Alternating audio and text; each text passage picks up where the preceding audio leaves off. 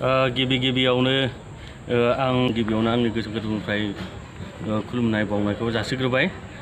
दिनै 2025 मायथाइनि 16 फेब्रुवारि सान। दिनैनि बे 16 फेब्रुवारि सानाव जोंनिनो हावरागा तिनिआलि दखरानि मोनफ्रोमबो बर' मोखां आफादनि जोंनि बोसोरसालिया जथुमा सान।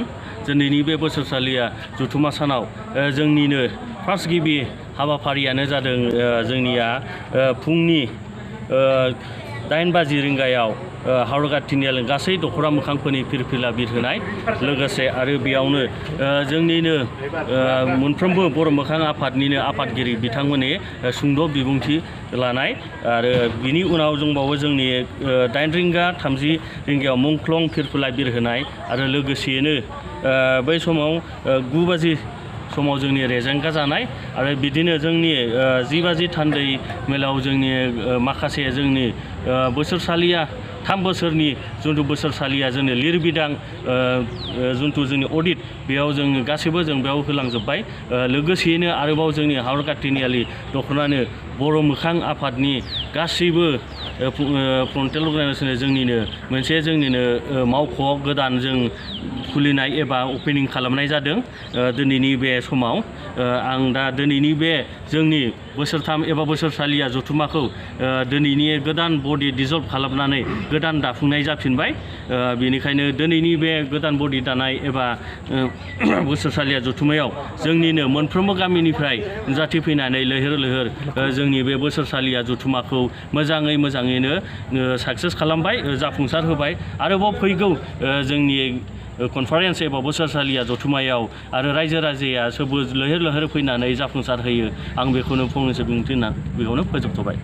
আজি 2025 চনৰ 16 ফেব্ৰুৱাৰী আমাৰ হাওৰাগা তিনিআলি আঞ্চলিক সকলো ফ্ৰণ্টেল অৰ্গেনাইজেশ্যন আমাৰ অগ্ৰণী সংগঠন বড়ো সংগঠনবিলাকৰ আজি বছৰেকীয়া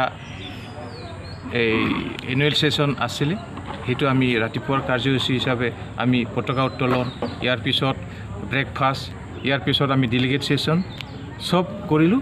তাৰপিছত আমাৰ সেইটো বছৰত 4টা সংগঠনৰ টাৰ্মিনেটিং ইয়াৰ আছিলে, যেনেকা কছাৰী সমাজ, এফচু, আবব, তাৰপিছত আপোনাৰ BSS বড়ো সাহিত্য সভা, সকলো এই পুৰণা কমিটি ভংগ কৰি নতুন কমিটি বনোৱা হ'ল। গতিকে আগন্তুক দিনত আমাৰ যিবিলাক কাৰ্যসূচী কৰিব লগা কামবিলাক সুচাৰুৰূপে কৰি যাব বুলি সকলোৱে প্ৰতিজ্ঞাবদ্ধ হৈ আজি এই নতুন কমিটিখন গঠন কৰিছে। গতিকে আমাৰ দুপৰীয়াৰ সাজ খোৱাৰ পিছত আজি এই ফেব্ৰুৱাৰী 16 তাৰিখে আমাৰ বছৰেকীয়া যি অধিৱেশন, সেই অধিৱেশনটো সমাপ্ত হ'ব খোৱা বোৱাৰ পিছত আৰু একদিনীয়া কাৰ্যসূচী আছিলে। গতিকে আমাৰ আজিৰ সেই একদিনীয়া কাৰ্যসূচীত আমাৰ গাঁৱৰ পৰা অহা সকলো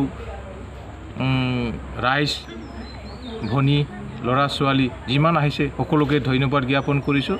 আজি আমাৰ এই বছৰেকীয়া অধিৱেশনটো সফলমণ্ডিত কৰাৰ কাৰণে সকলো বিষয়ববীয়া আমাৰ নতুনকৈ যিসকলে দায়িত্ব পাইছে সকলোৱে আগন্তুক দিনত ভালকৈ কাম কৰি যাব বুলি আশা ৰাখি মোৰ বক্তব্য সামৰণি মাৰিছোঁ। ধন্যবাদ।